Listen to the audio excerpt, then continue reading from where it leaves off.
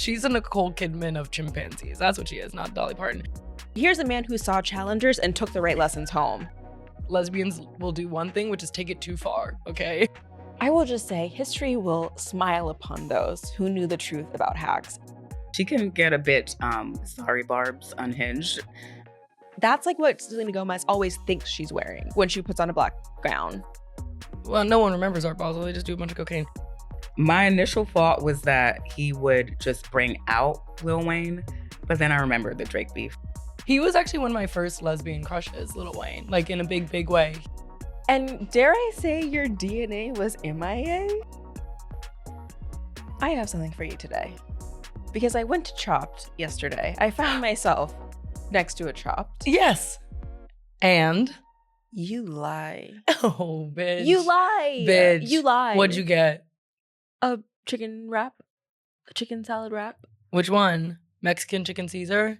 It was, yeah, something like that. I had the Mexican, like, Caesar dressing.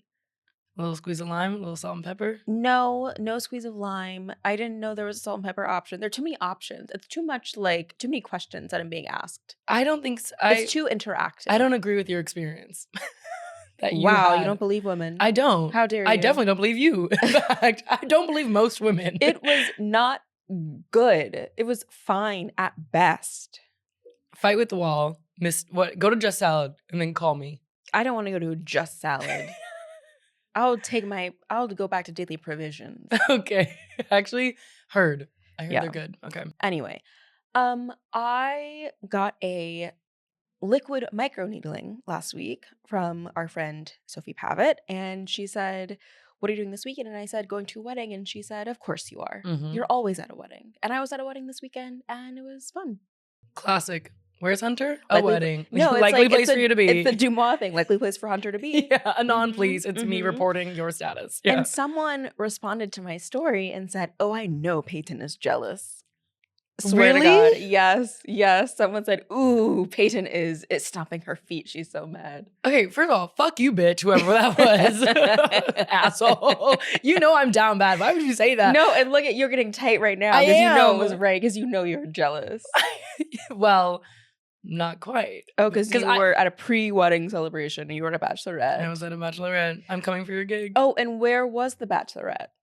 A little town called Miami. And dare I say your DNA was MIA? Point blank, period. Now I know Those what that are means. those are people who are off book. Those are people who've done the reading. The real Let Me Say This heads. Wait, where was your wedding? Charlotte, North Carolina. Is that a normal place for weddings to be? Or they're just from there or something? They're from there. Oh, okay. Yeah. Cool. Yeah. It was a big wedding too. It was nice. Is that, what? How many people? Like, I'm trying to 300. gauge. That's a lot, right? Yeah, that's a lot. And also, I want to respect their privacy, but I thought it was so touching that the bride wore a wedding gown that was worn by her grandmother, her mother, and her sister. Oh. It's a family heirloom, and it was stitched by her great grandmother. I was like, that is so like touching. Petty announcement. My sister. No, my sister wore it. Mom, grandmother, sure, my sister wore it. No, it's like different generations. Sister doesn't count as a Well, different generation. You can wear whatever you want to the wedding that you won't be going to. How about that? How about that? The tear that just shed from my eye. Oh, my God. Oh, you put out the big gun. Let's hear about your bachelorette. Okay. Have you heard of a little town called Miami, Florida? Have you heard of a little town called Miami, Florida? Yeah, well, it's now heard of me. Oh my God. This is my first bachelorette ever. Your ever. stories were shocking. And just imagine what was on Close Friends. Not a lot. I was like, what couldn't make the cut on Maine at this point? Just like vulva, like literally. Wait, literally. Oh my God, iconic part of your lore. Remember when someone was getting fingered on your Instagram story and you like didn't notice? Okay. I was at a strip. I think we were like 24. That was crazy. For context, I wasn't just filming someone getting fingered. That could lead to any Sorry. assumption. No, it was like a strip like lesbian club party moment. Okay. And we were just, lesbians will do one thing, which is take it too far. Okay. And I didn't realize I couldn't see. I was just hovering my camera trying to like get footage. Like crowd shot. Yeah. And turns out there was a finger in a vagina. But not this trip. I didn't see it on that. on that story. The next slide of you saying, oops, didn't realize. Well, I got a story response that was like the stark difference between your Instagram stories and Hunter's right now. Hunter's is like this beautiful, quaint wedding. Her and Andrew looking so cute, all these little dresses, God bless. And mine were like ass shaking, club throbbing, like 4 a.m. posting timestamp. Like it was real diabolical hours. But that's what happens when you party with white straight girls. Wow. No one's doing it like them. You think gay guys are taking it home? Yeah, right. They just have poppers. You know what straight white girls are doing? Everything. They have stamina. Everything until 7 a.m. And they pop back up the next day. Boat. Shot o'clock. I learned what a shot o'clock was. It was really, we went to Emerson College, okay? I'm like shuddering at the thought of it. They pushed me to my limits. I didn't know they were doing the work like that. What did Kendrick Lamar say? Sometimes you gotta pop out and show niggas. Those were the white girls to me. They said, we gotta pop out and show this nigga what's up. Just kidding. No one said the N-word on this trip. That would be a different Instagram story post. Or you would have seen it on my Instagram story. But heaven is a place on earth, and it's called 11 Strip Club. And it's like, I've never been happier. I've never been fuller. I've never been more aware of my body and mind. It was beautiful there. Wow. That's special. That's special. It was awesome. How much money did you spend? That's private. How many dollars and how many like ush bucks? Okay, wait. My dollars capped out at a certain thousand amount that I will just let that be in the air. That it should never even go there, but it did. Oh, she got money. It turns out supporting the sanctity of marriage is expensive. Low-key rob her. You're the one with the microdosing facial. I can't even pronounce it. Facial. That's my bank account. Microdosing facial. I get a little high. I'm trying and to imagine what microdosing facial is like. It's like just a little mandelic acid, just right here. Just a touch. But one of my friends, shout out to my friend Audrey, when I say feminism, if you want to find feminism, it won't be on this podcast, but it will be in the strip club. When I tell you she got a fraud alert on her account because she was taking out so much money. Wow. Putting cash in every tit. She could put the cash. I was like, that's not a stripper. That's just a girl. That's just a girl making her work. She was like, sure, thanks. But like, that's how diabolical it was. Was she the bride? No. That was just your friend. She's just an ally to women. Wow, that's special. That's special. Yeah. Did you guys do like a theme night, like a dress up day, or like what was the itinerary like? Yeah, every day was more of like a color scheme than like a dress up. Like it wasn't like mob wives. It was like send me the nudes, and it was like neutrals, and then it was like R.I.P. to her like singled, and so we like wore black. So then she wore white, and then we wore white on the boat, and then she wore black. So it's like that kind of like, you know, easy entry level kind of. But you know me, I'm like, give me the hardest theme possible. Give me something so niche, so I can go hard on Amazon at 3 a.m. buying the craziest amount of things. I'm trying to think like, what would my theme day be if I were on a Bachelorette? It would be like your favorite HBO supporting character. Oh, that's not a good one. Oh, that's not creative. Actually. Thank you. Now I'm cooking already. Being like, ooh, I've got something. Yeah, Bachelorettes are once a year, maybe. I think that's what I. They'll take you there. Yeah, they'll take you there spiritually and financially. But I didn't know Miami. Well, okay, I don't know if it's fair to say that I went to Miami. I went to the strip club and I went to the Standard. Is that enough? Have you been to Miami? I've never been to Miami. We should go. Those are the only two places I've ever heard about in Miami. Yeah, fair. Like the Arts District. Oh, and what's that? That like street party that they throw? Spring Break? No, in Miami. It's like the big thing that they do where like people are in the streets. Art Basel. Yes. That's the other thing I've heard of. Yeah. Miami. Well, no one remembers Art Basel. They just do a bunch of cocaine. But we should maybe go to Miami. Super quick flight. Pretty cheap too. That actually is the benefit. Same time zone. I used to work with a girl who flew home to Miami every weekend. What kind of life did she lead? I think depression. Okay, heard. But we'll go to Miami. Let me take you there. Let me say that. I was gonna quote Pitbull, but I don't have it in me actually. No. Miami sucked my spirit actually away. Moving on. This week we're talking about the Emmys, Chimp Crazy, and Rap Beef with the Clover Hope. And don't forget that we have a bonus segment that drops every Thursday only on Wondery Plus. This week, Hunter is educating the youth, me, about the Ice Spice and Cleopatra drama you need to know about. So subscribe to Wondery Plus in the Wondery app or on Apple Podcasts to listen and to learn.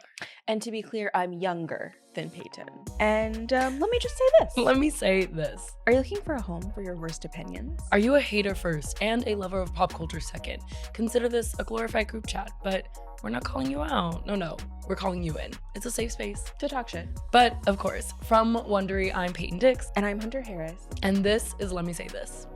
Let me say this. Let me say this. Let me say this. Let me say this. Let me say this. I think it must be Groundhog Day because we watched the Emmys last night. We were supposed to watch it together, but Miami got me first. These were the second Emmys in the year. That's what I was getting at. We just had an Emmys in January. Oh, I don't know Groundhog Day.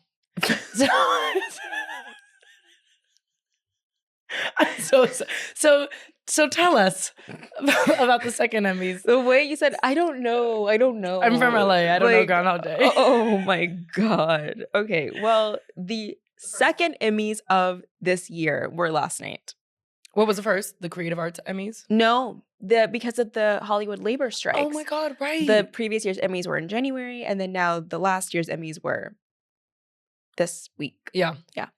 Anyway, not that much really changed between the two of them, though, if we're being honest. Wow. Anyway, where did you watch the Emmys? Oh, Miami got you, so you were. I was kind of laid out. I had one eye open, but I pressed play. Yeah, same. I was at home.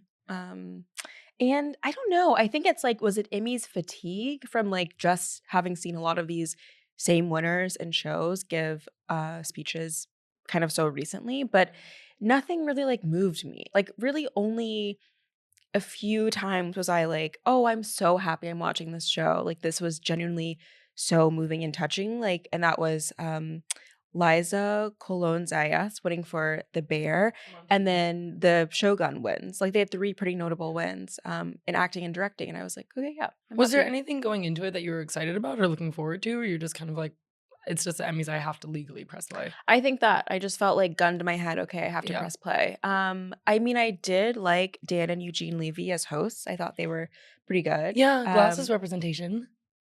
I said that like I'm wearing glasses. I right now, know. and That's I'm why I'm so wearing, confused. Wearing contacts. But yeah, I guess it did kind of all start to feel like an episode of the other two, which has won no Emmys but deserves them all. Yeah. I'm talking about like specifically, I felt like out of my body shock and panic when like the voice from On High is like, and now to sing at the In Memoriam is Jelly Roll. Jelly Roll is like a cultural blind spot for me, but like a lot of my basic friends, respect to them, love Jelly Roll, like know who Jelly Roll is. Who the fuck is Jelly Roll? I was like, I don't know who's about to come out on this stage. I had no idea. I thought it was gonna be like a mass singer person. Oh, and in many ways, he Maybe, kind of is giving that. but I was like, weird. And then, but it was also like such a discordant kind of thing because the song was giving very much like suicide prevention.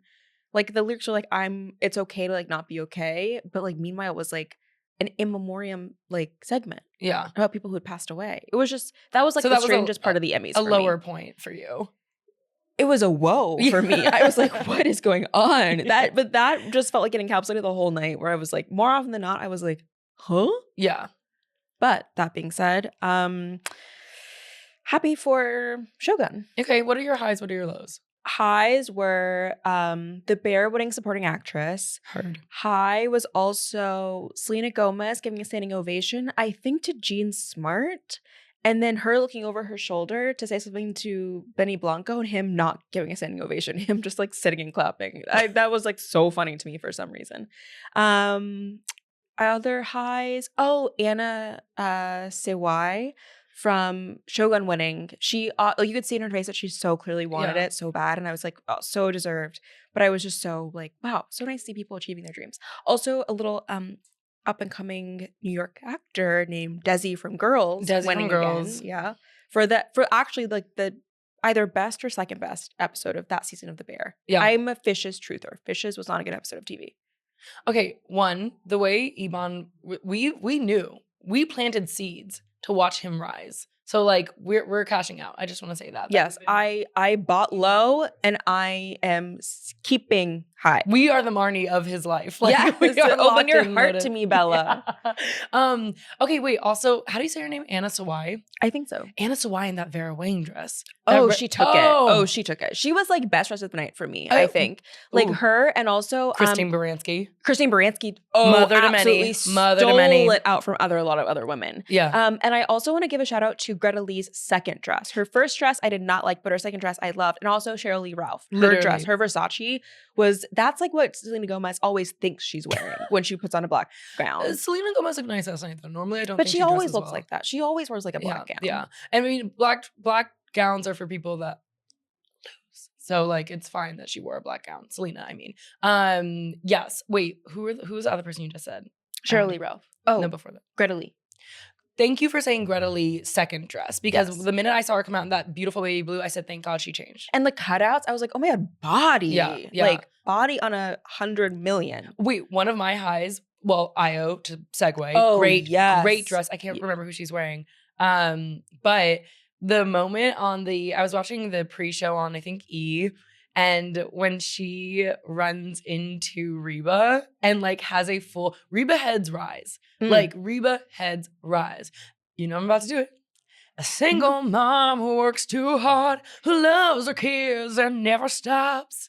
Did you like that? Yeah, and it's like something in the heart of The a fighter, I'm a survivor. We got to work on that. We'll come back She always next has the same smile too. She's like, Queen Tings. Yes. Nice to see legends link up. But that interaction alone, like you could see the pure joy on Io's face that like, no, this actually means so much to added me. years to my life, honestly. Yeah. Another high from the E-carpet moment was Nava Mao and Laverne Cox having like a reunited moment and just talking about being like making trans history together, both of them. Yeah. It was so beautiful. And like, you know, Laverne is really good at keeping it up, keeping it on. And like to watch her get emotional and like get to share this moment. I think that Nava had worked on Orange is the New Black. So it's really, you know, sweet to watch them like share that space. Another high was Tyler James Williams' arms, but a low was that vest suit situation. Not too much. The skin not tight. Too much. The Ooh. arms were arming. They were doing it. I said, here's a man who saw challengers and took the right lessons home. Okay. Just for the record, our producer is like snapping her fingers in the corner right now. Because listen, what do you see an arm and not applaud, not appreciate it? That tight shirt was not doing him any favors. But it did make a nice kind of silhouette, like a very like svelte, like 1920s man silhouette. I liked it. It worked for me. Ooh, Queen. That's all I have to say about that. And you know exactly what I mean when I say it? Yes, I do, bitch. Yeah, that was a little nasty for me. But like, were you a New Girls fan? No. What? Sorry. Have some fun. No. Have some fun for once, Hunter. No. New Girls but fucks. if you want to have some fun, I have a building you should go to and get murdered in. Don't pivot like that. Sorry, Don't but like pivot respectfully, that. what is that show? What is happening on that show? I love soft brain comedy. You know that. That's why I'm Winston High. If you put your fist up one more time, I know, that's like the eighth time I've done that. You're like Meryl Streep at it, like in an audience reaction camera. Like, relax. I'm so sorry. I'm just being radical today. I'm in my Kendrick Lamar era. But yes, I am an apologist for New Girl, and I am also an apologist for Only Murders in the Building. Well, over here in my house, in the morning show, hello, good morning. Something about the morning show, that this is a show essentially all about women, and yet Billy Crudup is both the best actor on the show, Yes. except for Nicole Beharie, but also the only actor to ever win any awards on the show. Really? Yeah. I love Billy him, Crudup though. also radically a man whose career was derailed by cheating on his wife. Wait, cheating on Naomi or cheating on with someone else before His her? first wife, Mary Louise Oh. Parker. He left her when she was in her third trimester for Claire Danes, who was 24. And we need to know our history. Oh, I was literally about to say like him and Naomi are so cute together. They But- are. Oh, His speech was maybe weird, both though. things His can be speech was true. weird, like, oh, I love my immigrant wife who owns a business, my piece of arm candy. It's like, you know when you hear someone who's so, like, trying to, like, be of the moment, but it's Yes. like, She's an immigrant. okay, I was like, Trump's not watching this. Like, it's okay. fine. Also, like, that's not what we're talking about right now. I did The only kind of political moment that did resonate with me was John Leguizamo talking about like how he took out a full page ad of the New York Times to like advocate for diversity in casting, Yeah. specifically for like Latinx actors. And that was moving, but it did come at a point in the night when like Shogun had really not won any awards yet. So it was like, Yes, oh, ooh, like a lot of white people are on the stage, have taken the stage tonight. Yeah, I was like, maybe we could have pushed this back later in the schedule. Yeah. To make But it a make lot little of more first-time sense. winners that I liked. Lamorne Morris, he's a new girl. Oh, yeah, guy. Winston. That's what I Yes. was saying. I was Oh, saying yeah. Winston, if someone I don't read speak the that proper new girl text, language. Sorry. yeah, he's king. Yeah. He's king. Another really quick high was what do you call the people that walk the people off the stage? I don't know. Where they just look pretty. And one, I would be incredible at that. But two, was the guy or possibly non-binary person walking the person off the stage and was trying to hold everyone's hand. Kept trying to hold everyone's hand and everyone kind of slipped away from him. I was like, you can just touch my back. You can just touch my, like, don't worry. You don't need to hold my hand. Like Colin, what's his name? Farrell. Colin Farrell and him were like laced. It was beautiful. That's what I would do too. Shoot my shot. Oh, for him, absolutely. Absolutely. I hate to say it, but you know who had me laughing was the Hacks winners. The writing of like, I was popular in high school. And him being like, okay, so it was just me not being popular in high school. Now having this moment. I giggled and I said, maybe I need to press play on Hacks. Sorry, Hunter. I will just say history will smile upon those who knew the truth about Hacks. I'm sorry, season 3 was not good. And I don't like that all of the non-white characters have been completely sidelined. Yeah. But I digress. It was a very funny bit, especially as people who were popular in high school. Some of us can relate. lock it in. Sorry. That was nasty. That was nasty.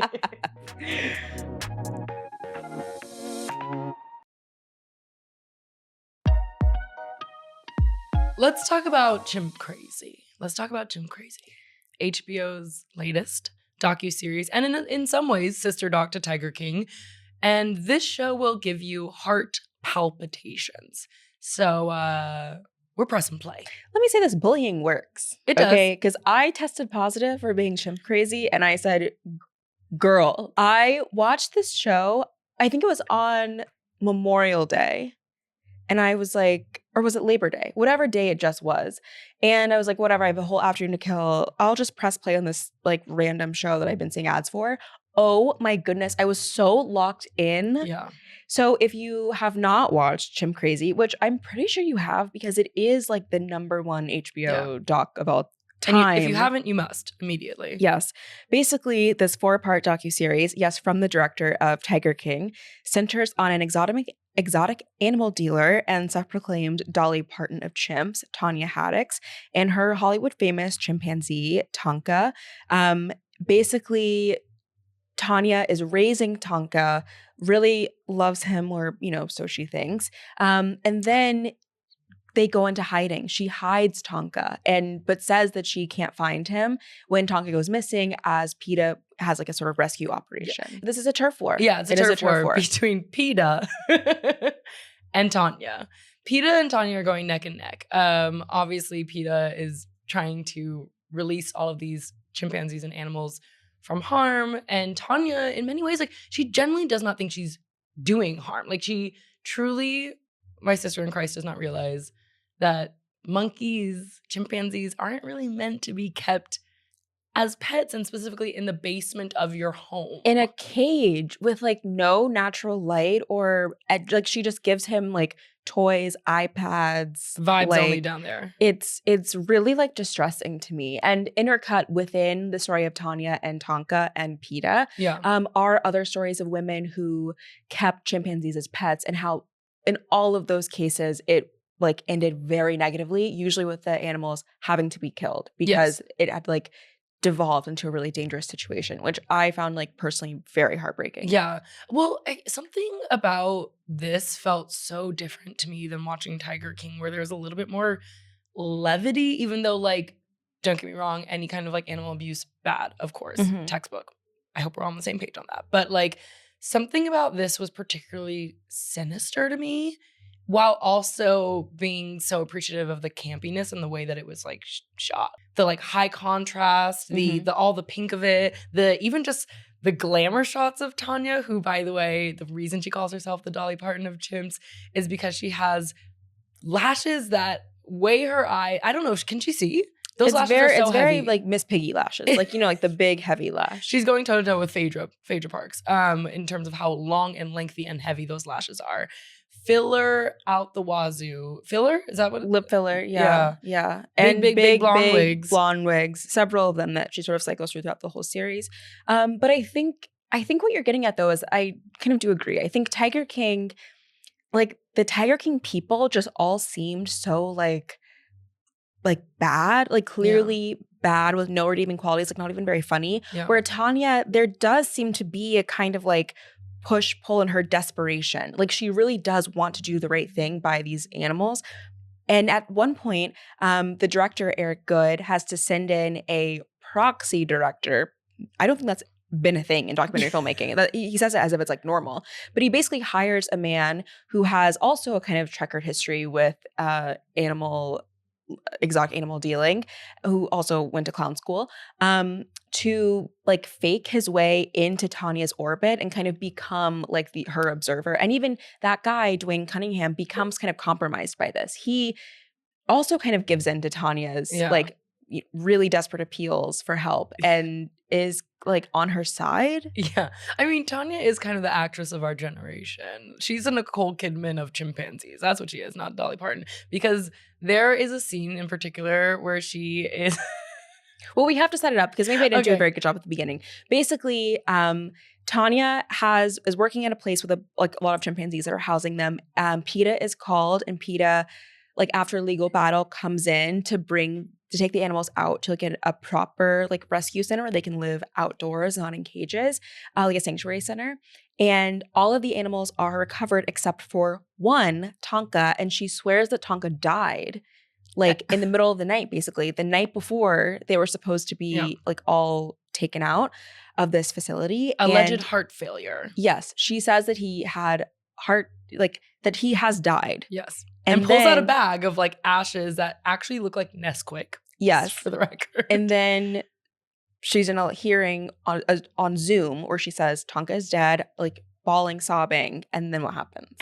And then immediately after, she first goes, that motherfucker. And they're like, so Tanya, we can still hear you. Yes, by the way. A very important lesson to learn on Zooms. One I've learned many times, by the way. She's talking about the like main PETA attorney. Yes. Who's a recurring figure that and it's so hard to like want to like PETA. I want to be on PETA's side, but sometimes I'm like, oh, you make it so difficult. But she immediately, knowing a camera is on her, runs down to go show the documentary crew where Tonka is. That she's had Tonka the whole time. I'm talking. This was like the end of like The Usual Suspects when he like starts walking without the limp. If you've seen that movie, it was that shocking to me that she's been just crying, closes her computer, is like, oh well, we got him. Like runs downstairs and is like, yeah, he's been here the whole time. Yeah, we just had to keep him hidden. That's what literally she had kept the secret from both like PETA and the documentary crew that's been following her around for months and months. I was like, oh, she's on some other shit. Okay, hear me out though. I think if we sat Tanya down here right now and we said, hey Tanya, are you a lover or a hater? She would be honest in her answer, which is she's a lover. Like I genuinely think she's a hater of that one little twink from PETA, but I truly think has love in her heart. She just also there's just something vacant behind her eyes.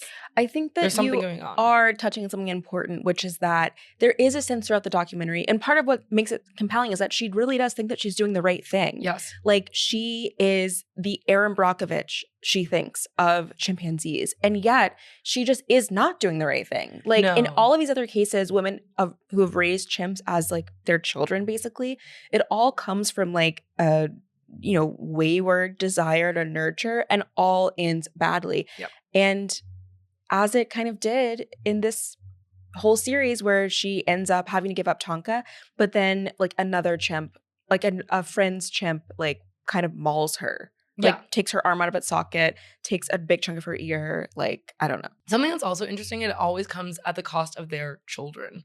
Like it was too sad to me to watch Tanya's child hear her say after a hearing that she prioritizes her relationship and cares more about these chimps than she does her own living, breathing children. And over her husband. Over your husband, I can take. Yeah, fine. Put the chimps first. Over your children who are alive and well. And they know it too. Her son is basically like, her son Yeah. made the most like prescient point about all of this. He was like, she just wants something to care for, and a chimp needs more care than any child ever could. and a chimp can't talk back. Yes, a chimp can't say no.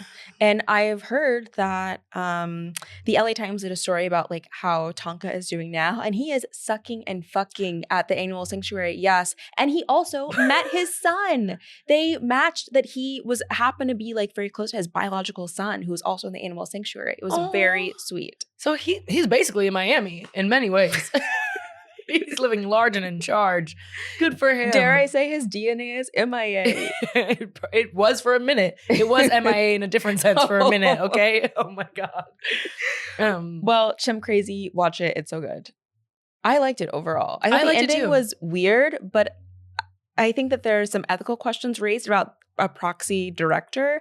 That being said, I do think it was like a really compelling story. Yeah. I actually I enjoyed my time while also being really stressed and scared. I had a dream that I woke up and I woke up in bed and I had a chimp and I had to care for it. And I was like, fuck. Tanya. You were like, I know how this ends. It's not great. It's not good. I want my ear attached to my body, okay? Oof. Sorry. Press play. Press play. Report back.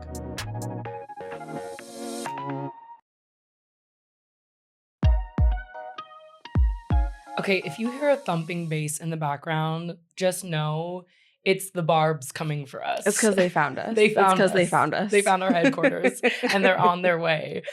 We apologize for the inconvenience if you are hearing that. Well, here we go. No, but tell them why the Barbs are outside. Barbs are on the way because one thing I like to say is when there is rap, there will be beef. And boy, do we have some today. Specifically between Jay-Z, by proxy Kendrick Lamar, and mostly Young Money, Nicki Minaj, Lil Wayne. And with us to discuss this, we have a very special guest. Clover Hope is an acclaimed journalist and author of the book The Motherlode, A Comprehensive History of Women in Hip Hop. Her writing has appeared in the pages of Vibe, Vogue, Esquire, Essence, Elle, GQ, The Wall Street Journal Magazine, The New York Times, Cosmopolitan, Wired, ESPN, and Billboard, among others. Among others. Among others. Let's talk about some names. Let's name names. She is currently a freelance writer and creative consultant. Clover, welcome. Also, I felt like that greens, beans, tomatoes, potatoes. Like, no, you're so accomplished. I love LGQ. Yes, I love it. I Yes, love it. I'm going to use that cadence now. For that. Thank you. As you should. Welcome to the show. We have a question that we ask everyone. It's very important. Are you a lover or a hater? Unfortunately, I have to be in between. I'm a Libra. Oh, You It's took it balance. there. Yeah, it's balance. I'm a lover. Although I would say I skew toward hater because like I enjoy critique and I enjoy just kind of like looking at the sides of things that people aren't thinking about. So maybe I would skew towards hater, but a lover at heart, I think. Okay. I love that critique and hater are kind of synonymous. in Yeah. this situation. Well, yeah. Yeah, well, yes. Now, are you a lover or a hater of rap beef? I love rap beef. Okay, good. Yeah. Perfect. Thank God. We have a good one for you today.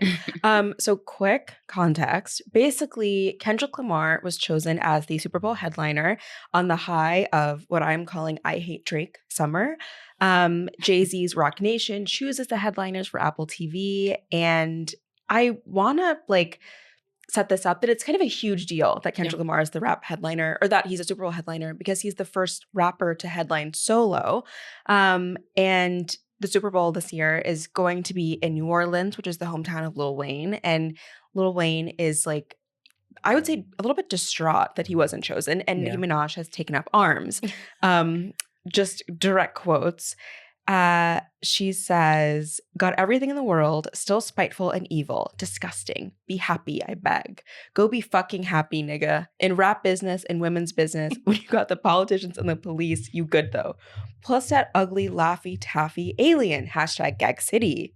One nigga took a knee, the other nigga took a bag. He gonna get you niggas in line every fucking time. Hashtag gag city. Hashtag gag city throughout Always, the bitch. always, of course. And I just want to I mean, Kendrick being the Super Bowl headliner honestly seemed kind of obvious to me. What did you think? Yeah, it seemed obvious. He's had a banner year. He's also had a banner beef year. He's been in the spotlight ever since Rock Nation took over, like organizing the Super Bowl halftime, I think 2019. Mm-hmm. Like it's been more of a push toward, I would say, relevancy and people who are kind of stars in the moment working toward legacy or like relevancy and legacy as like a metric of who performs at the Super Bowl halftime. So it was kind of like, oh yeah, the same way Usher and Rihanna made sense. It was like, yeah, Kendrick made sense. My initial thought was that he would just bring out Lil Wayne, but then I remembered the Drake beef. So yeah, I was like, back. Right, actually. Because they're all, or Drake and Nicki are like under Young Money, which is Lil Wayne's collective. Does collective make sense? But I am like, Nicki being so like online, locked in. I'm like 20 tweets in a row. I mean. Yeah, did these tweets surprise you at all? Or just it's just Tuesday? It's just a Tuesday. From Nicki, yeah. She can get a bit, sorry, Barbs, unhinged. So, it wasn't, I think also she's one of those people who's like on the defense, like ready to go at all times if someone says anything about her or anybody close to her or anybody she's associated with, colleague, whoever. So it was not, it wasn't like surprising. I want to discuss one of these tweets where she says, and by the way, you don't know the half of what Lil Wayne has done for me and others. Wayne had Drake and I on his tour with no papers signed. He was on all of my mixtapes with no papers signed. This man has literally changed the face of hip hop. This is my favorite part. The hair too. If you know, you know. He inspired so many to tat their faces and get locks. And that is like, it's interesting for me to think about her saying Wayne is like a legacy play, which he is not that old. I don't know. Right. He's not that old, but he started really young. Yeah. So I think it's, he was like a teenager when he kind of entered the rap game, and through Young Money and Cash Money, that No Limit era in the 90s. So he kind of, most of his life has been in hip hop or just kind of like living in hip hop. So I get it as I do think he's a rap legacy artist.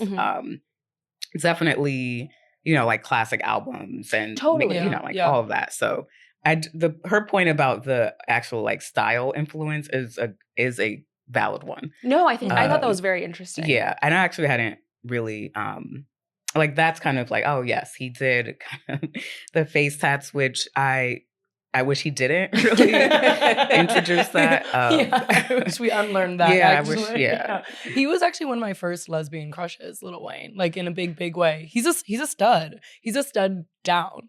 Think about it. You know what? I can kind of see it. Thank you. I can kind of. The allyship is cooking. Yeah, here. yeah. I saw him. Fun fact: I dressed up as Lil Wayne for Halloween, and sometime in like the 2000s, and someone did confuse me as like she just like stud lesbian. Yeah. So it was a great moment. That's an honor for him, actually. Yeah. Have you ever interviewed Wayne? Like, what is his kind of vibe in person, or what sense did you get from him? Wait, is Wayne a Libra also? He is a Libra. Sorry, I just remember that. Keep that in. First question. Wait, is Wayne a Libra? Because I did get a Libra vibe from him.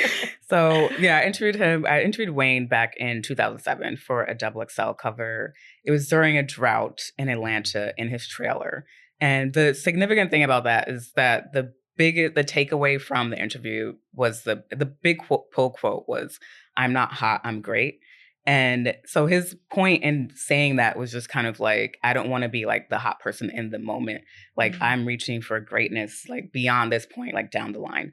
And so when I think about, like Super Bowl and like how they have chosen performers like throughout the years, it has been moving more toward relevancy. So I think in a way he might understand that like, it's not about, like right now, it's moving toward like I'm hot right now. Like Kendrick is hot right now, and Wayne is like more like not in the forefront as much. So he's like, he's not hot. He's great. So like he kind of got to that point, and now, like I understand his like sensitivity to it.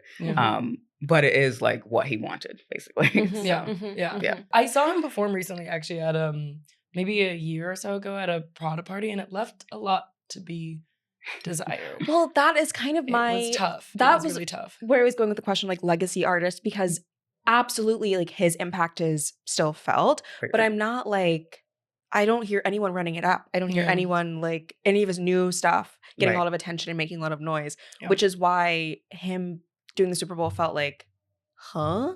Yeah, like that's the relevancy part. Like he hasn't like put out material in recent years that's been kind of like, and obviously like in the same way Kendrick, that like it Mhm. Yeah. reaches a broad audience. Yeah. Because that's one element of the Super Bowl halftime too. It's just like it's a broad audience that they're going for. So if you are, it's not just like rap legend. Mhm. Yeah.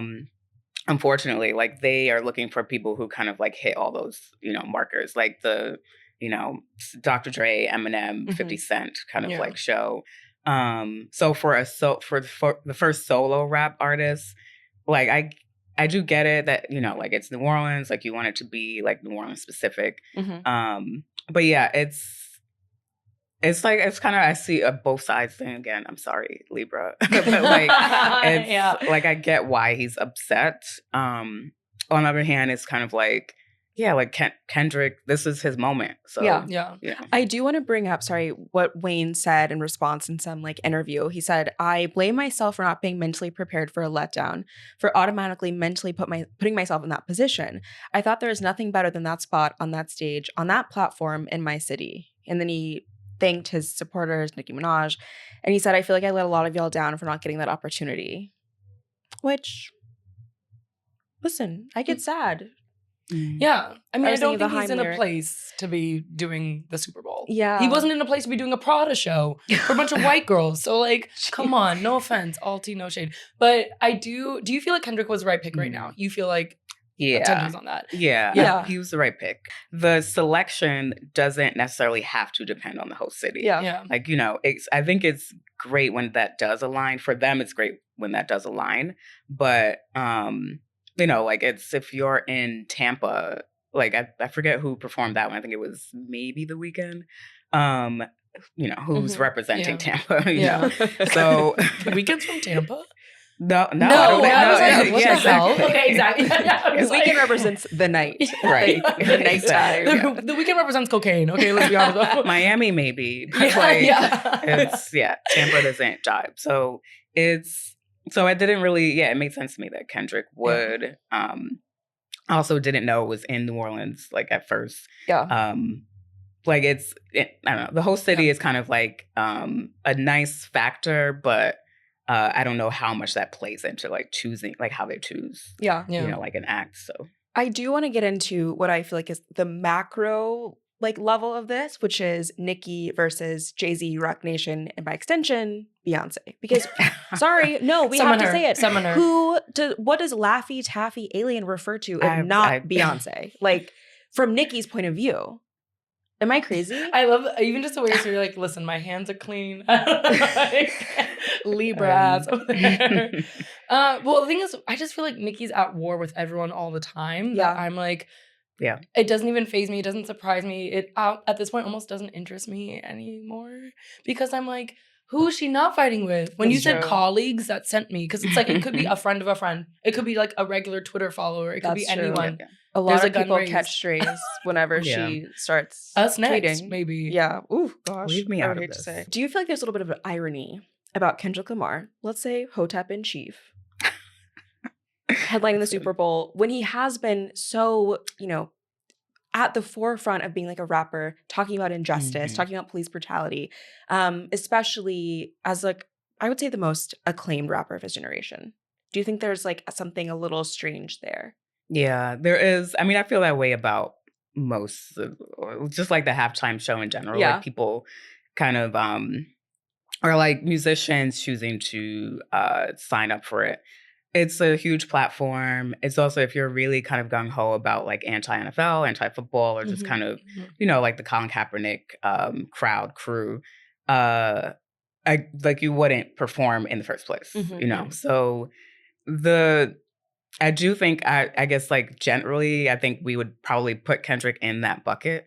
But I think he's kind of been towing this line between being that kind of messiah type person and then being like a commercial artist and probably feeling like the realistic part of that is like, all right, well, I want this platform, this NFL platform. He wants to be recognized, like in his legacy to be recognized. He could have said no, but he's doing it partly, I assume, to kind of like, just like stamp his place as like, all right, I have done this big show and like this is like just another notch on my kind of like legacy belt, basically. Politics always seem to fall to the wayside when it comes to the Super Bowl halftime show, basically, for everyone and anyone. So I don't find that like shocking at all, even for him with his fist up high.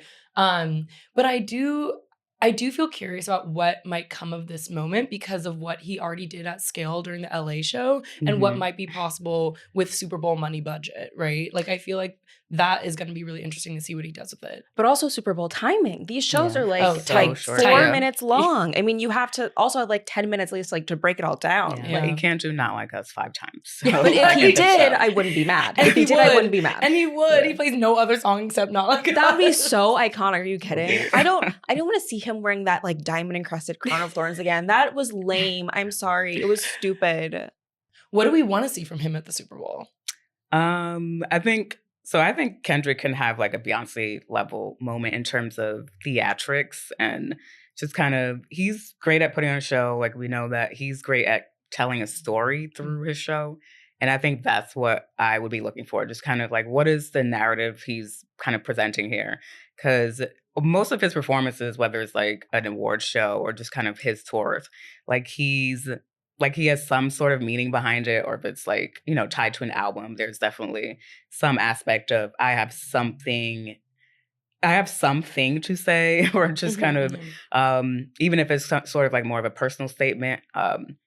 So that's what I'll be looking for, just kind of, all right, what story about yourself are you putting out? Are you making this more about Drake? Are you trying to kind of like stomp on him like definitively?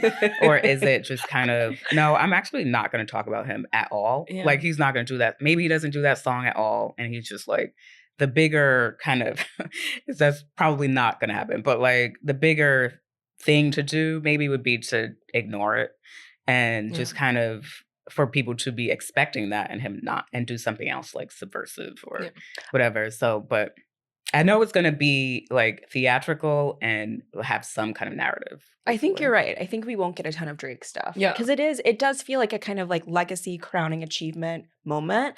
As much as the Super Bowl halftime show can be for someone who has a Pulitzer Prize. But like to bring Drake into it honestly feels like then Drake again becomes the main character of this. And then he'll be on Instagram Live with something to say.